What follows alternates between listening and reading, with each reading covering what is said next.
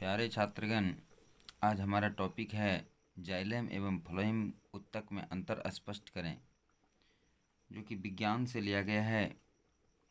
तो हम इसके उत्तर में लिखे, एक तरफ जाइलम एक तरफ फ्लोएम। जाइलम उत्तक क्या है कि जाइलम जो है जाइलम द्वारा जड़ से जल और उसमें खुले लवणों को पौधे के संपूर्ण भागों तक पहुंचाता है। फ्लोएम उत्तक का क्या कार्य है? फ्लोएम उत्तक द्वारा पत्तियों पर बने भोजन को पौधों के संपूर्ण भागों तक पहुंचता है।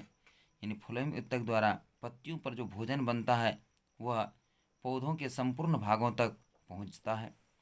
दूसरा अंतर है, यह निर्जीव उत्तक है। जाइलम एक निर्जीव उत्तक है, जबकि सजीव जो ये फ्लोएम जो है एक सजीव उत्तक है। तीसरा नंबर है, इसमें मुख्यतः संवहन नलिकाएं होती है और फ्लोएम में इसमें मुख्यतः चालनी नलिकाएं होती हैं। चौथा अंतर है, इसकी भित्ति बहुत मोटी होती है। इसका चौथा है, इसकी भित्ति कम मोटी होती है। पांचवा है, ये पदार्थों का परिवहन केवल ऊपरी दिशा में करते हैं। ये पदार्थों का परिवहन सभी संभव दिशाओं में करते हैं। जैसे ये फ्लोएम जाइलम उत्तक जो है ये जड़ से लेकर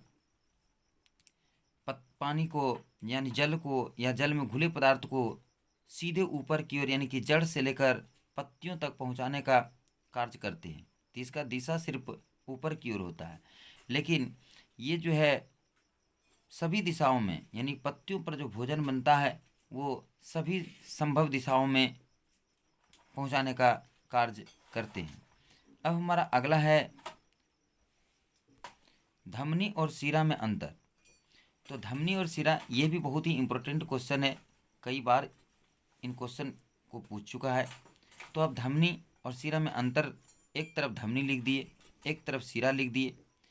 अब धमनी में क्या लिखे हैं? एक नंबर में धमनियाँ जो है रक्त को हृदय से लेकर शरीर के संपूर्ण अंगों व ऊतकों में पहुंचाती है। यानी धमनी जो है रक्त को हृदय से लेता है और शरीर के संपूर्ण भागों, संपूर्ण अंगों और ऊतकों तक फैला देता है। जस्ट इसके विपरीत शिराएं शरीर के संपूर्ण अंगों व ऊतकों से फैले हुए रक्त को, यहाँ पर आप फैले भी लिख सकते हैं, फैले हुए रक्त को लेकर हृदय में पहुंचाती है। यानी जस्ट उल्टा है, ये फैलाता है, ये फैले हुए रक्त को हृदय तक पहुंचाता है। दूसरा अंतर है, धमनियों की दीवारें अधिक मोटी, दृढ़, पेशीय व कम लचीली होती है। शिरा का होता है, शिरा की आंतरिक दीवारें अपेक्षाकृत पतली होती है और लचीली होती है। दोनों में यही अंतर है, इसकी मोटी होती है, उसकी पतली होती है। अब है तीसरा अंतर, धमनियों में रक्त अधिक दाब तथा झटके के साथ बहती है। शिराओं में रक्त के बहने की गति धीमी वह एक समान होती है। धमनियों को अब यदि, जिसे नाड़ी कहते हैं, आप नाड़ी को यदि दबाएंगे तो उसमें रक्तदाब आपको पता लगेगा, झटके के साथ उसमें चलता है रक्त। लेकिन शिराओं में ऐसा नहीं होता है। शिराओं में बहने की गति जो होती है, खून के बहने की गति जो होती है वो धीमी होती है और एक समान होती है। आप उसको दबा के भी रखेंगे तो आपको कोई प्रभाव, झटके का ना दाब का प्रभाव पड़ेगा।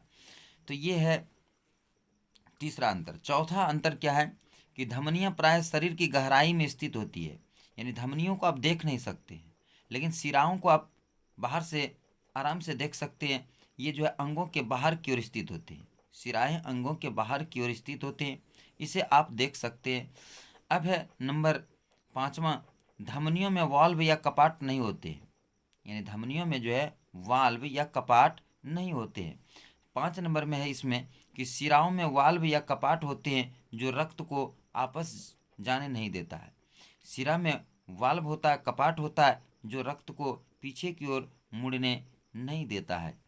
तो इस प्रकार से हमारा आज का ये दोनों क्वेश्चन समाप्त होता है। धमनी शिरा में अंतर और उधर था फ्लोएम और जाइलम में उत्तक। ये जो है परीक्षा की दृष्टि से बहुत ही इम्पोर्टेंट क्वेश्चन है।